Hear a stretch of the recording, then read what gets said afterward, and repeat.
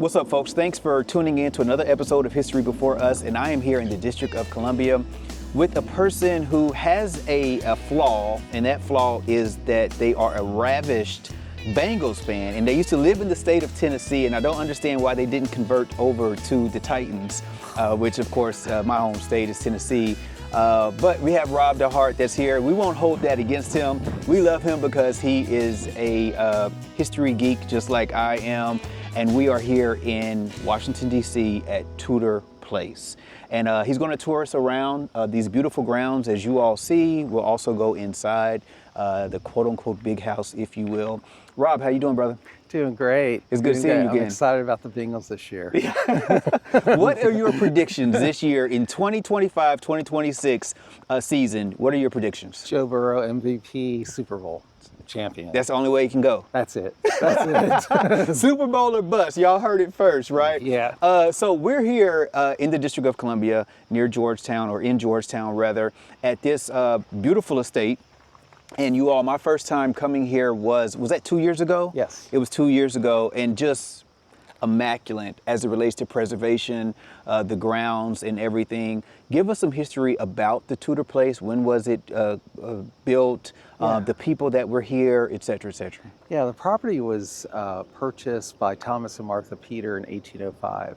Martha Peter was the granddaughter, one of the grandchildren of Martha Washington. Okay. So they were looking for an urban estate. They had their plantations in Maryland, but someplace where they would be close to the new federal city, where they could use their status as this living legacy from America's first family, George and Martha Washington, as a way to elevate their status. So they bought 8 acres here on the heights of Georgetown, and at that time you would have been able to look down and see the Potomac and see across the river into the federal city, Washington.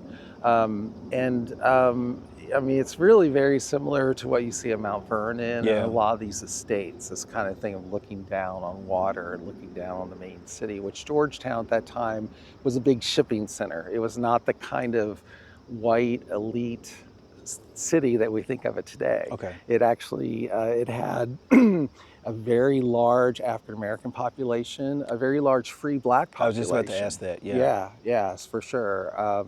Gentrification in the 1950s kind of eroded some of that away, although we do talk a lot. There's still some really important Black history sites in Georgetown that people are doing a lot to interpret. And that's a big part of our story. This became a museum in 1988, so it's a pretty newer museum. Was it lived in up until then almost? Until 1983. Till 1983. Yeah, descendants of Martha Peter lived here all the way up till 1983. And then the last owner wanted this to become a museum. So he had a scenic easement from the National Park Service and created a foundation with an endowment to run it as a museum. So can you give people the Peter connection to George Washington? Martha, you said Martha Peter? Yes. Yes. Yeah, Martha had 2 children, a son and a daughter. The daughter died very young. The son married, had 4 children, but then he died right at the end of the Revolutionary War. Okay. So his 4 children, Martha Washington's grandchildren, were left without a father. So 2 of them went to live with George and Martha at Mount Vernon and some of the time in the Capitol, wherever the Capitol was when he was president. Mm-hmm. And so whether he was in Philadelphia or here? Or New York, yeah. Okay. Yeah. And then the other 2 children stayed with their mother. Okay. And one of those was Martha Custis. Then she married Thomas Peter, and they bought this property in 1805 and built a house. There were hundreds of I'm sorry, let me go back. No, you're good. Martha Peter, she inherited about 63 enslaved persons from the Custis estate when she got married to Thomas Peter, and another 48 enslaved people when Martha Washington died in 1802. A lot of people say, well, George Washington freed all his slaves before he died, but he did not own a lot of the enslaved people that were at Mount Vernon and his other properties. They were part of this large Custis estate that came from Martha Washington's first husband. Okay. So they were kept in trust until her grandchildren were old enough to inherit them or until she passed away. So, so while George Washington may have freed many of his enslaved people, he had a very large number of enslaved Yeah. people there to do what he needed For done. sure, for sure. So a lot of them came here or were inherited by the Peters, but honestly, they sold probably most of them. This, by 1802, 1805, tobacco farming was not profitable anymore in the East. So the parts of the country that needed enslaved people were the Deep South, places like Tennessee, Yeah. Louisiana for cotton, for sugar Yep. cultivation. So it wasn't profitable for the Peters to have all these enslaved people. So we see in the records that they almost immediately sold many of them. Were they selling them to folks further south, or Probably. or urban We don't know enslavement? for sure. We see transactions, but the day books don't say who they were sold to. Yeah. So we often don't know where they went. They did hold on to some of them and use them on their Maryland plantations. They also owned a plantation that is where Howard University is today. It's called Effingham. Okay. And then there were about 12 to 15 that were here at Tudor Place. Okay. And we're standing at a site where through archaeology, we were able to discover there was a slave quarter in this space. Yeah, and I see this panel right here that identifies that as well, the excavation in 2022. Yes, that is correct. Yeah. And what's interesting about this quarter is that the Peters, because Martha Peters' descendants lived here at Tudor Place all the way till 1983, they were very reverent of the house, the architecture, the artifacts inside, and they recorded so much about the history, but never once mentioned this quarter that was here. Was this the only one? There were probably others, but it's the only one we found. Okay. So I wouldn't be surprised if there were others maybe on the other side of the path. They owned more property to the north of us that is no longer part of our estate, so they may have been up there. We're not 100% sure. But this was clearly an enslaved quarter because it had a very deep root cellar. They did find a blue-green bead in the cellar, which we know is often indicative of an enslaved home space. And it looked like it was probably some sort of kitchen, maybe a warming kitchen. It was a combination work and living space, and quite large. So that was a really important discovery for us, to be able to have a site on the property in which we can interpret that history. Were there any pictures, older pictures previously, that at least identified the structure being on the site? No. So you all, okay, wow. None, yeah. Really? Yeah, and the archaeology, they found a Civil War era token in the root cellar. So it stood till at least through the Civil War, but then probably slowly decayed after that. In the early days of Tudor Place, they did light agriculture here. So nothing commercial, but this is where they would have had, they had some livestock, they raised vegetables. So the formal garden you see is really more of a late 19th century, 20th century invention. And one of the gardeners we know the most about was a man named John Luckett. He was here from 1862 until his death in 1906. John Luckett self-emancipated from a plantation in Virginia. So he was not originally enslaved by the Peter family, but he was a very important part of the history of this site because he oversaw this garden for all those crucial years. The Peter family the Peter family loved him. We don't know exactly how he felt about the Peter family. But he was one of those workers where they just really respected him, loved him, and they wanted to buy him a house here in Georgetown so he and his family could live here. But he said no, because I imagine he wanted to keep his independence. Absolutely. He did not want to reproduce the plantation life. Yep. So he lived down on Capitol Hill in a community that in a community of recent freed people, where they had their own institutions, their own churches. We discovered that he was a member of the Ebenezer ME Church, and he was a Sunday school teacher there. Oh, wow. Okay. And we found his names on the records and where his Nice. kids were baptized. And these were large Sunday school classes. There were like 13 Sunday school classes, about 35 people in each one. Now, is this a free community of colors, or Yes, is this post-emancipation? yeah, this is post-Civil War. Oh, post-Civil War. Yeah, Okay. so this church, it actually dates earlier than that, but its attendance and its congregation really exploded after the Civil War with all the African Americans that were coming to D.C., especially from the surrounding communities. So he was a pillar in that church, and from that we were able to discover that he was literate, and we were able to discover more of his children, his family, where he lived. Unfortunately, where he lived was a victim of urban renewal in the 1950s. So the church is still there, but the neighborhood in which he lived is basically part of a freeway at this point. So a little bit of redlining is a what little they bit call of that, right? redlining, absolutely. But we have a great relationship with his descendants. We discovered them through Ancestry.com. That's like the best tool for us looking for descendants. And we found a family tree, or I did actually, where John Luckett was there. So I reached out to him. His name's Carl Haynes, and I just said, I have lots of pictures of your ancestor. I have tools that he used. If you would like to come, I just want to invite you to come to the site. And he came. He had some trepidation, as you can imagine. He wasn't totally comfortable. So a lot of what we do when we do this kind of work, it's a lot of trust building. Absolutely. And I understand that. Sorry. No, you're good. So it took a few visits, him with his cousin. He eventually brought his mother. But now we have a great working relationship, and he's helped us with many different projects. Yeah, and more descendants as well. Yes, that have been able to come forward. Yes, absolutely, yeah, especially from his family, and then there's another. And we'll talk more about when we get inside another family in which descendants we work with. Okay, cool. Well, let's get ready to head inside.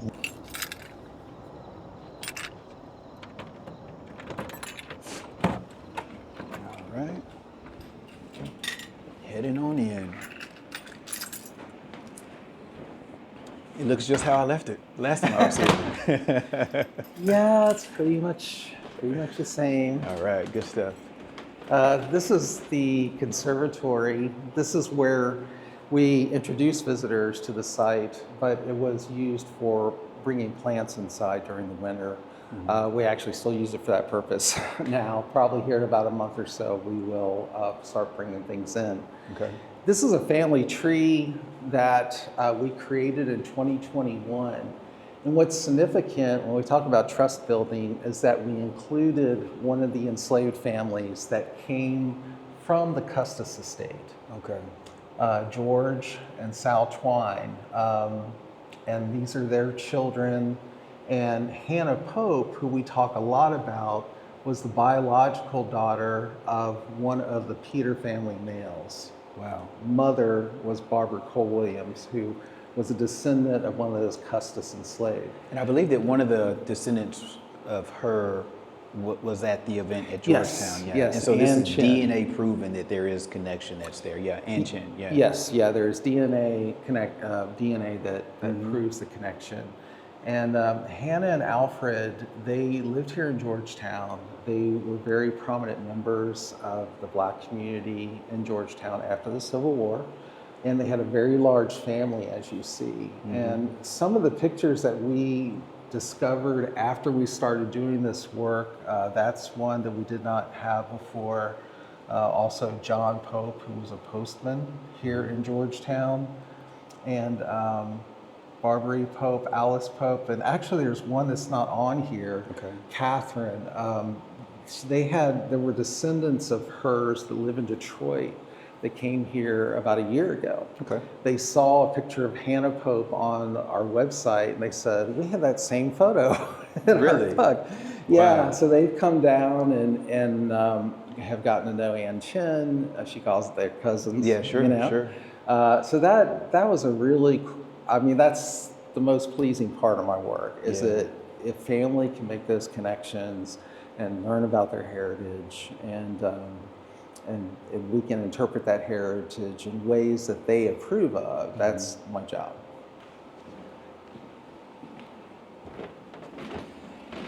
As it relates to the items that are in the home, is everything pretty much original, or? Yes, yeah. Basically, the last owner, he left all the artifacts in the house with the house, and we haven't really acquired a lot of things because the collection came with it. And he also did not want the house interpreted to a certain period. So it's not like anyone's taken the house and said, okay, 1816. That's what you typically see in a historic house. Okay. So the cool thing about Tudor Place is you get to see the layers of history, and we're able to talk about how this light fixture dates from 1816. It's been electrified, but it was a candle fixture, and you can see the pulley where it'd be lowered down to lit. See that. And then this light fixture is from the 1850s, and it's when gas came to the house. Okay. So this was a gasolier. You can actually see the little gas knobs. Oh, this right here. Yes, yeah, for each light. And it's been electrified too. And then other chandeliers date from 1914. Oh, that's fancy. Yeah, you can really tell the difference. Was this the room where the very important people sat? With that type of chandelier? Yeah, I can only imagine. Exactly. You said 1914? Yeah. Okay. Yeah. So they remodeled the home in 1914, added electricity, plumbing, heating. So like the electric light switches here, that's 1914, that push button style. Sure. Now we have several pictures on the wall. Do we know who these individuals are? Or? Yes, yeah. This is Charles and Hannah Thompson. He was the first secretary for the Continental Congress. Okay. And he was a descendant of Armistead Peter III's wife, Caroline. So that's the other eclectic thing about Tudor Place, is that even the old things might not have been here since 1816. I often describe the Peters as hoarders, but wealthy hoarders. Yeah. And you probably have these people in your family where if there's any distant relative who's dying, they're at the estate and they're grabbing things. Yeah. They were like that. So we have lots of stuff from different branches of the family that have been brought here over time. Okay. And now there's some Collins history that's right here. Yeah, this is something that we've talked a lot about. We don't know the names of the workers in the house except for one person who worked on building the house, and that's Samuel Collins. He was a plasterer, and he did the moldings in this room, the cornices, also very fancy moldings in the entertaining rooms. And he was enslaved by a local lumber merchant. So all the money all the work he did, the money went to his owner. Yeah. It did not go to him. But he eventually was able to buy his freedom in 1835. But his enslaver still enslaved his wife and 3 children. And that's actually who's here. That's his wife, Sarah Collins. Okay. And his 3 children were Samuel, Amy, and Louisa. Okay. So he stayed. He continued living with his enslaver, even though he was free. But one thing he did is he passed down his plastering trade to Samuel Collins, his son, and also his grandson, Bernard. We have records of him working as a plasterer in D.C. in the 1930s. And this document is from the D.C.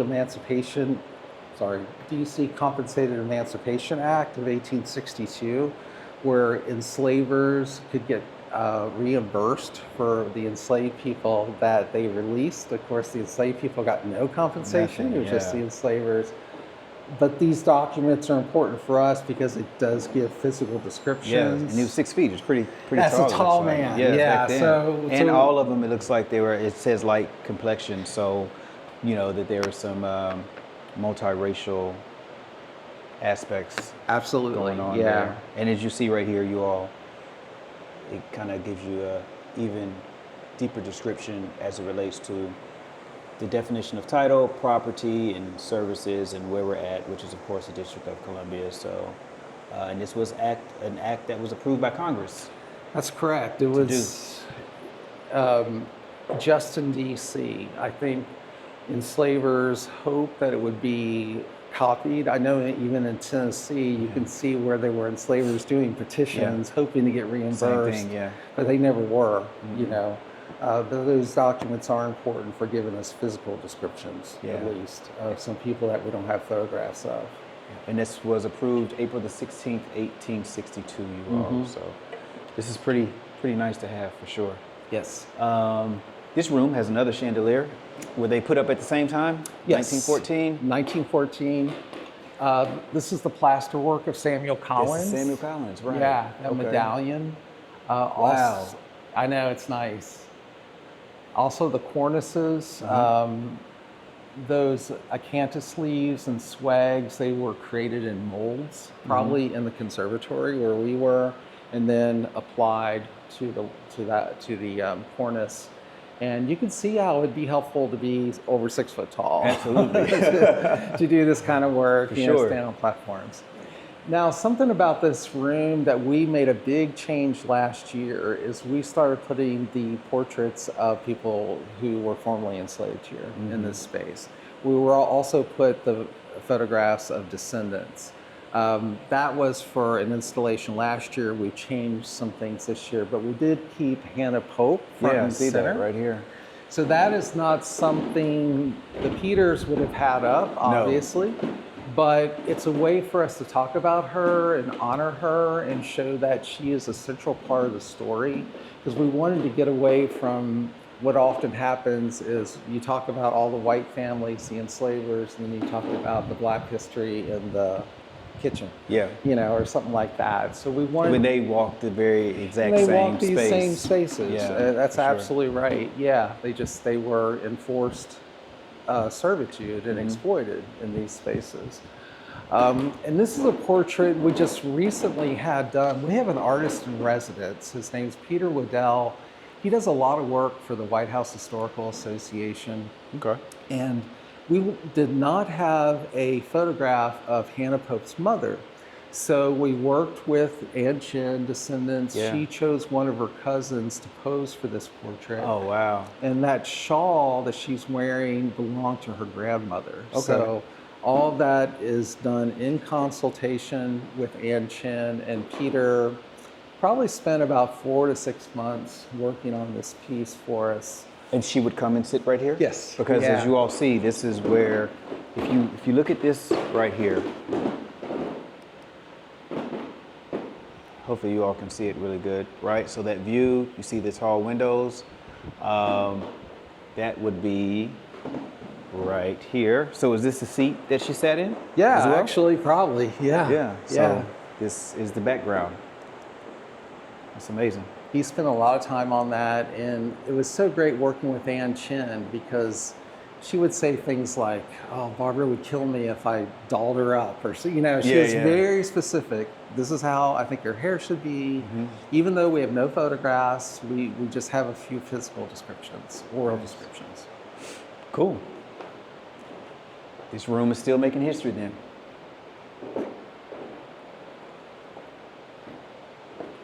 Tudor Place has a very large collection of George and Martha Washington objects. Now, George Washington obviously has been here to this. He was never here. He died in 1799. Oh, okay, yeah. So he did come to Georgetown to visit the Peters, but it was at their K Street residence before they bought this property.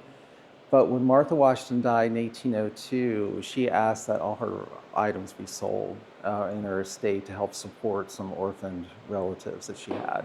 The Peters went and they purchased about $800 worth of stuff and tons of stuff. So this is before there's Smithsonian or anybody who would keep this stuff. So that's what made Tudor Place a stop for politicians such as Andrew Jackson, Martin Van Buren, Henry Clay, because this is where you came and you paid homage to the surviving legacy of America's first family. We like to say how we separated from royalty, but in some ways we created our own, and the Peters were like that. So you could come to Tudor Place and you could have tea off the tea table. And I see right here it's labeled Mount Vernon right there. Yeah. So what does that mean? Well, when these objects were divided between 5 grandchildren in 1911, after the death of one of the owners, they put Mount Vernon stickers on everything that came from Mount Vernon, and they just took turns and they grabbed something, just like maybe we do today. And the numbers refer to an inventory, which we have. And it's really kind of cool because if you see one of these, like in another museum, if you see the Mount Vernon sticker, you know it came from Tudor Place. And it's, it's spread out over time to different places.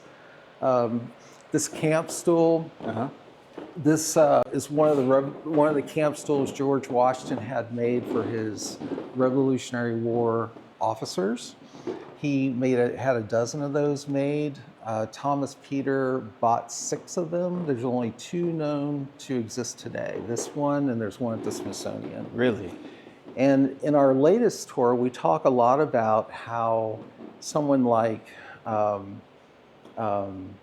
Pope interacted with these artifacts, because she is a Washington descendant too. But obviously that did not affect her status in the same way that it affected Martha Peter. So our newest tour talks a lot about those connections, but how society looked at them differently, even though they had those biological connections. For sure. If you all hear the creaking of the floors, that's because I'm pretty sure they are all very original. They are, yes. The floors are original. A lot of them were preserved because there was wall-to-wall carpeting in this space for most of the time, especially in the Victorian era. That changed in the 20th century when they started putting down these Persian rugs. This room, this chandelier is a good contrast to the ones you guys just saw. This is probably one of the original chandeliers from those spaces. So you can see the simple neoclassical lines. It was never electrified, which is really cool. Kind of see what it was like with candles. Armistead Peter III found it in the attic and then put it here. And you can start to see in some of the decorative arts, as other families lived here, they were changing more, over time. Arts and crafts, Art Nouveau, a lot of Asian art, which we talk about too. There's a big movement in museums for decolonization of artifacts. So Armistead Peter III collected that just because he probably thought it looked cool, but it's actually Peking opera, and we have often Chinese visitors who recognize it right away. Instantly, So we try to talk about it more from the origins of where it came from than so much how it was appropriated by collectors. This is beautiful. You know, one thing I didn't point out, there are Blackamoor figures in that other room. Did you see them? Do you want to talk about them real quick? Yeah, let's do that. Okay. Let's give the viewers what they want. Well, especially those that may be, maybe in another country and can't make it here. Oh, we got some whiskey here too. Yeah, that's that 1905. was okay. Right before Prohibition. Okay. Yeah, he bought a bunch of whiskey right before Prohibition and bought a lot of alcohol after Prohibition. We have that in the collection too. Okay, I do see. Yeah, these figures, they were in storage for a long time, and this year we brought them out because they're 18th century. They're with candy dishes.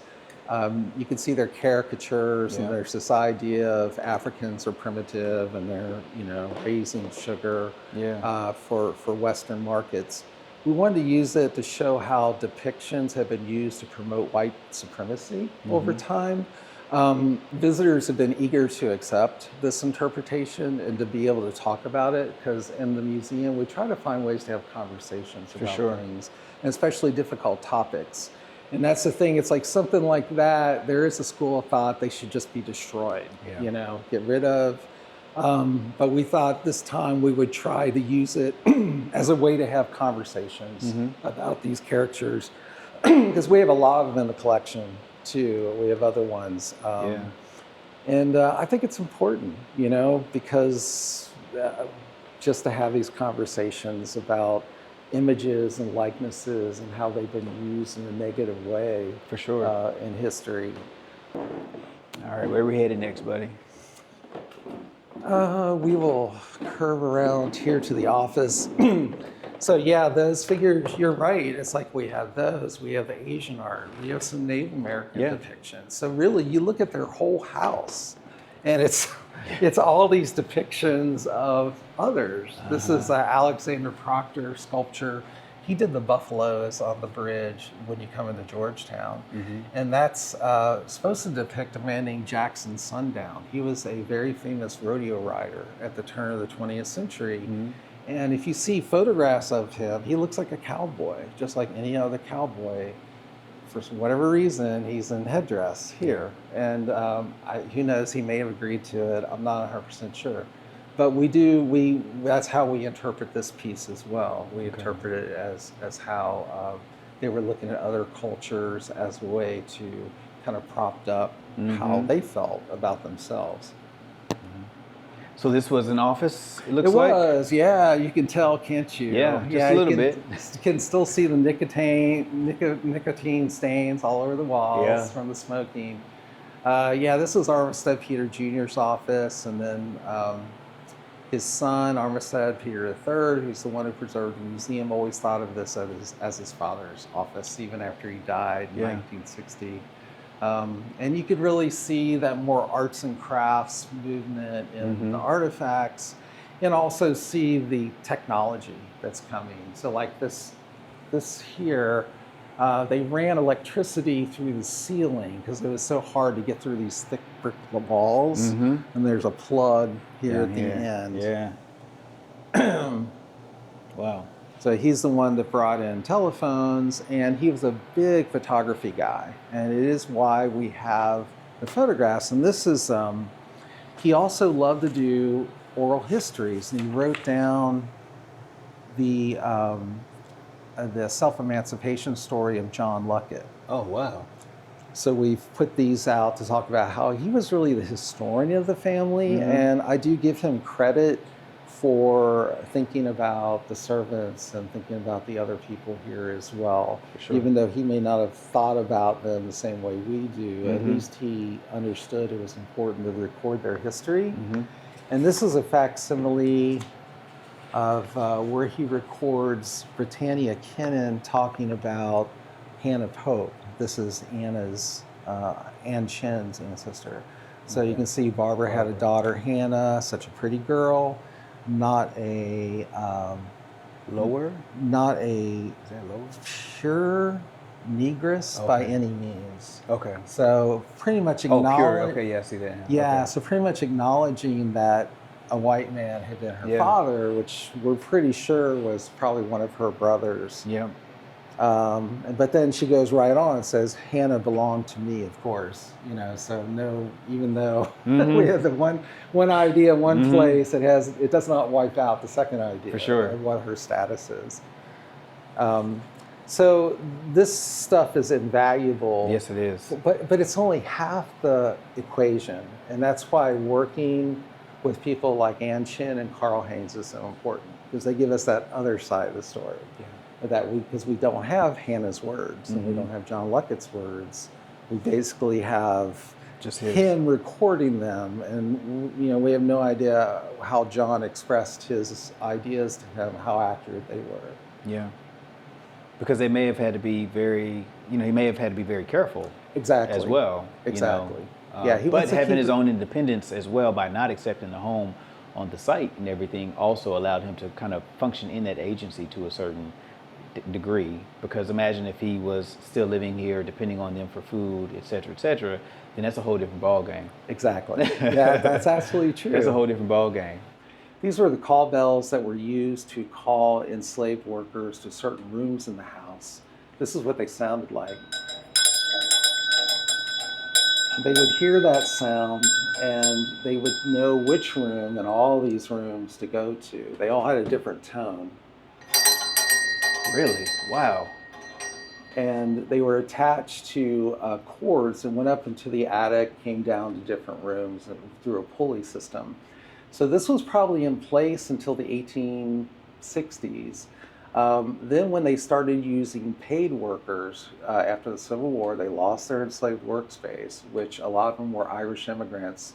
They changed to an annunciator system, which was a little more sophisticated It's one that maybe people are a little more familiar with. It actually has the words of the names of the different rooms, and you would press a button and it would move to that room, and then you would know that's where you wanted to go. And they also put in an intercom where you could actually call the room and then find out what they wanted. Wow. And I think, for one thing, a lot of the enslaved people were not given an opportunity to learn to read. So they used the sounds, right, where when they started using the Irish immigrants and some of the other immigrant workers, they went to this kind of system. Wow. And so were these in the attic? Or were they still? They used the same system. They used the same system, but they put core wires within the cables. So it was like a press button rather than a pull. Wow. Yeah. That's crazy. And so this is leading to a kitchen, or? Yeah, this was a servant's sitting room by 1940. Well, no, probably by the 1880s. But it may have been the original kitchen. We still have some confusion on that, trying to figure that out. A lot of changes in this part of the house. In the west part of the house, this is where all the servant stuff happened, and so not surprisingly, they did the least amount of recording of this space. For sure. We don't have pictures of it, not a lot of descriptions. So it was a servant's sitting room the way you see it now. These are some of John Luckett's tools. Okay. That we have out, like that scythe there. We've got pictures of him using that. Holding this? Wow. He was left-handed, and it was really great when his descendants came, because his descendant Geraldine was left-handed too. Yeah. So that was a real So it fit like a glove, right? Yes. And these are original tools that he would have used? Yes. DNA all over it. John Luckett. And there's that picture of him. I like this one the best because he's not in his apron. Yeah. We don't know what the event was. He's holding the hand of I was just about to ask which one. That's Armistead Peter III. That's the last owner. They're in front of the house. I'm not sure where they were going. But that is one of my favorite pictures of him. Okay, so I want to get this right. So he self-emancipated himself by running, or did he purchase his freedom? I can't remember. By running. By running. Okay, so Yes. Did his original enslaver try to send out the patty rollers to catch him? Was there ever any correspondence in the newspapers about him running away? There wasn't. This was during the chaos of the early Civil War. Okay. So it was probably, the owner might have been gone. Yeah. Or, well, actually, I'm sorry. Let me take that back. His account is that he was picked up by Union soldiers. We know how that happened all throughout Tennessee, Yep. how they would pick up people and use them as labor, contraband. It's exactly what happened to him. He was picked up, but then he ran away from the Union Army. He was like, I don't trust nobody. Yeah. So I'm sorry, let me get that straight. Yeah, so he ran, so that's he and some others in that group, they came up with this plan, and they walked here to Georgetown. He was in Fairfax County, so not very far away. Walked to Georgetown, came over the Chain Bridge, and went by Tudor Place and met the owner at that time, whose name was Britannia Kinnan, descendant, daughter of Martha Custis Peter, and she needed workers bad. Her slave, they're all gone. She's trying to hire people, so she wanted to hire him on the spot as a gardener, and he said yes, and then he was here for over 40 years.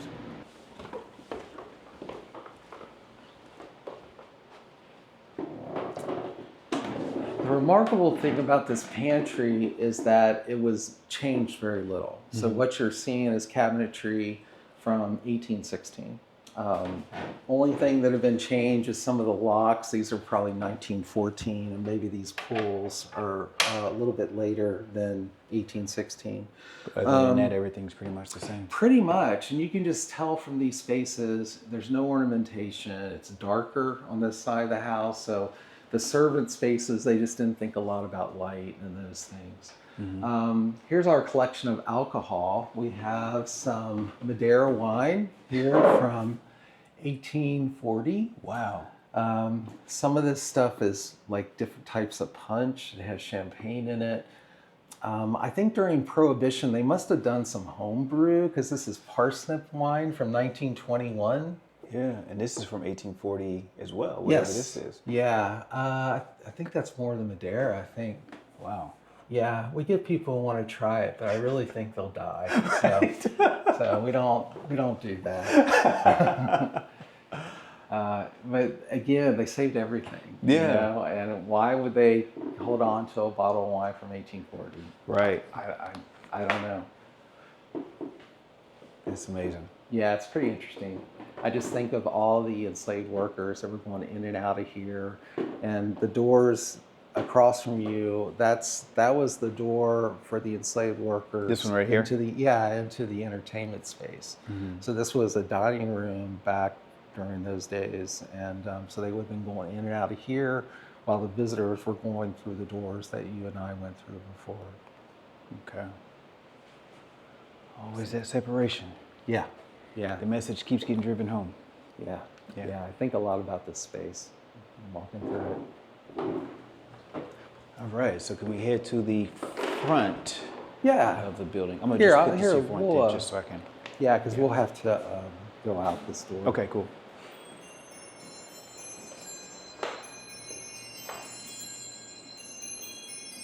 Grandfather clock Yeah. goes off at every hour? Every hour, also every 15 minutes. Oh, okay. Yeah, we have to wind it twice a week. I just had it repaired recently. Yeah. Part broke on it. Yeah, it's a nice piece.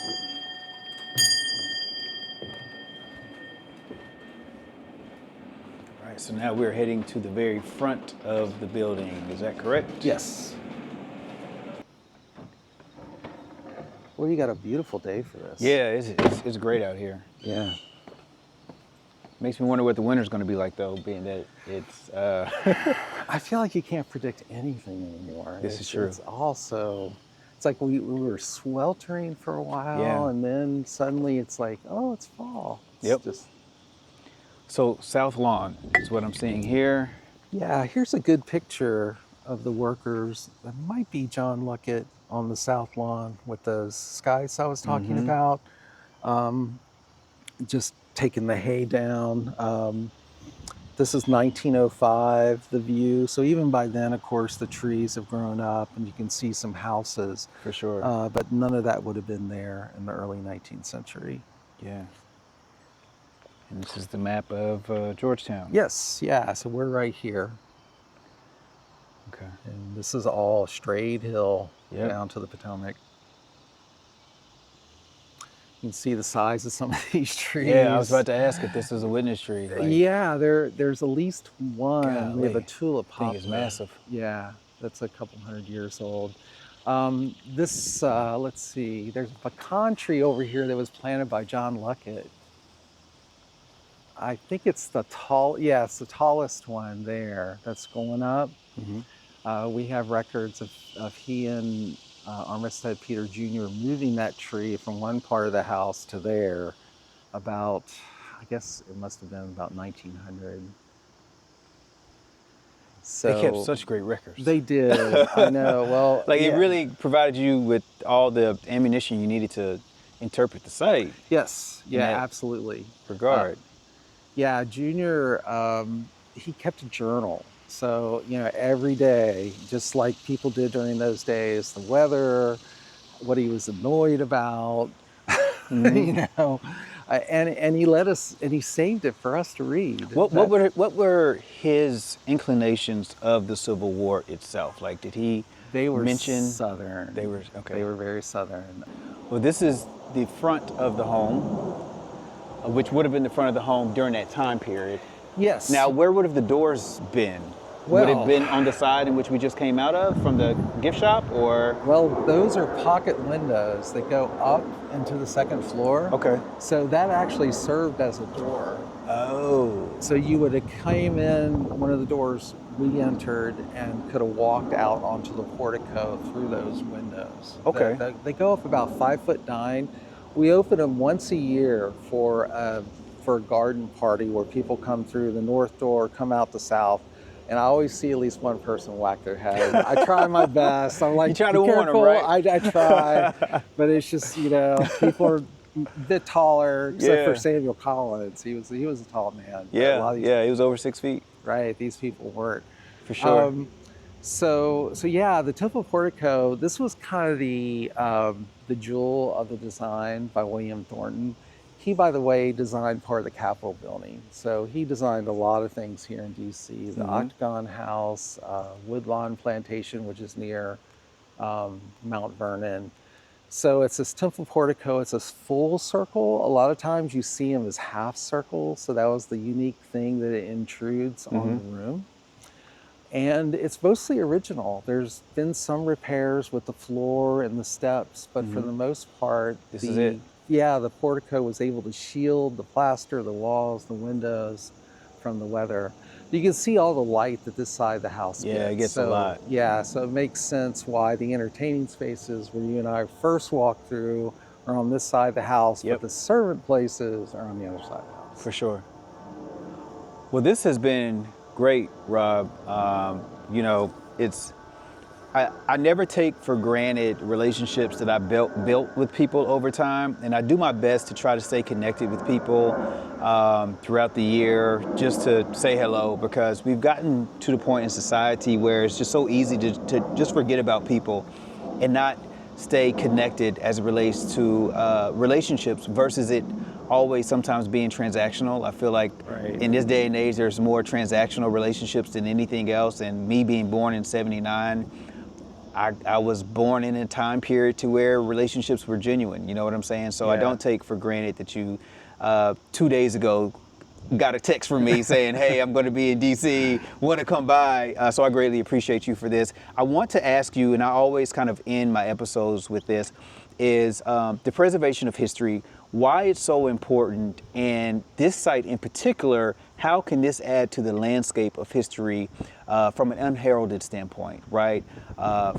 This is very eclectic. You have a man who took his own freedom in his hands. He was here on this site for 40 some odd years, free person of colors living right here in this community. Just how much of a jewel is this location and the importance of preservation for it? I think the site's important for us to remember our nation's past in a real and honest way, especially here in Georgetown, which is thought of as one of the wealthiest, probably is, elitist neighborhoods in the country.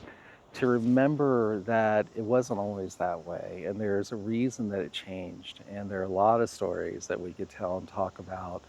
And I think we have to reflect on those things to see the injustices that have been done. I see a lot of my work as a form of reparative justice for people that feel like their stories and history were ignored.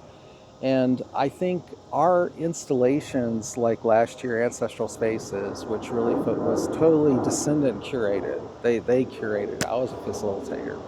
I think those were important, and it's been important for our board of trustees to see how people were not comfortable here. Because as a white male, I'm comfortable in most places, and it's important to recognize there are a lot of people who don't feel that way. And I feel like it's our job to help make these places comfortable for everybody. And that's what I've really tried to do with the support of the leadership to make this site. So I guess that's what I see it as now. If you ask me in 10 years, it might be different. If you ask somebody 10 years ago, they probably would have said the Washington collection or something like that. But I think right now in this place or time, that's what I see as trying to make this a comfortable space for lots of people and for this community, and for us to all be able to reflect on that past in an authentic way. For sure. Well, you all are doing a great job. Thanks. So hats off to you and the crew. Listen, like I always tell you all, If this is some type of history that you enjoy, please make sure to subscribe and share, and also consider becoming a member. It is not very easy to always pull off these road trips and hotels and things like that to bring this type of history to you. So please support the channel by also doing that. I hope you have a great rest of the day. Thank you for watching. Peace and blessings.